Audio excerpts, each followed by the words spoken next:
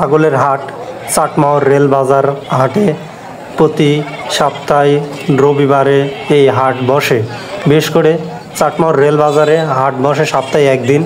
এই হাটে ছাগল ওঠে, এরপরে গরু, এরপরে ভেড়া, অনেক রকমের পশু যেগুলো গৃহপালিত পশু, মহিষ পর্যন্তও এই হাটে বিক্রয় হয়। এই যে এখানে অনেক ছাগল ক্রয় বিক্রয় হচ্ছে, ভেড়া বিক্রয় হচ্ছে, অনেকগুলো ভেড়া রয়েছে। অনেকেই তাদের নিজের যে কৃষক বা গৃহস্থ রয়েছে তারা ছাগল নিয়ে এসেছে, আর ব্যাপারীরা দামাদামি করছে।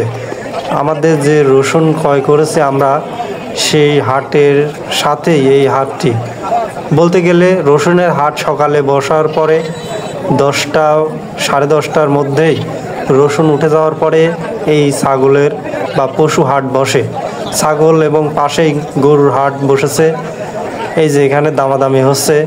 এখানে অনেক রকমের দেশি ছাগল এবং কিছু যমুনা পাড়ি, ব্ল্যাক বেঙ্গল ছাগলও রয়েছে। চাটমোহর হাট চাটমোহর রেল বাজারের পাশেই অবস্থিত এই হাট, অর্থাৎ চাটমোহর রেলওয়ে স্টেশনের পাশেই এই রেল বাজার হাট। চাটমোহর পাবনা জেলার একটি উপজেলার নাম। চাটমোহর এই রেল বাজারের হাটে অনেক দূর দূরান্ত থেকে ব্যাপারী এসে ছাগল ক্রয় করে। আমাদের রসুন ভরা হয়ে গিয়েছে, গাড়ি কিছুটা পর রওনা দিবে।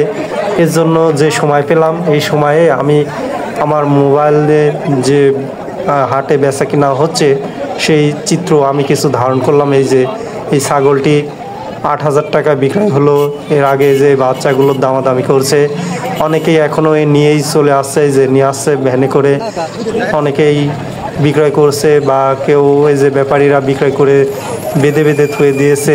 এভাবেই চাটমোহর রেল বাজারের হাটে ছাগল বেচা বিক্রয় হচ্ছে, পাশাপাশি ভেড়া, তার পাশে গরু বিক্রয় হচ্ছে, মহিষ বিক্রয় হচ্ছে।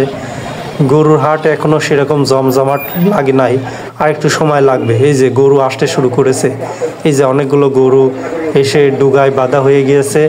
এই ডুগার পাশেই আমাদের রসুন ছিল। আমাদের রসুন দ্রুত আমরা তুলে ফেলার পরে এই যে পর্যায়ক্রমে একে একে গরু চলে আসছে।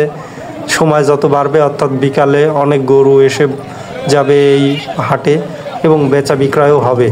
এভাবেই চাটমোহর হাটের পশুর বাজারের চিত্র দেখালাম।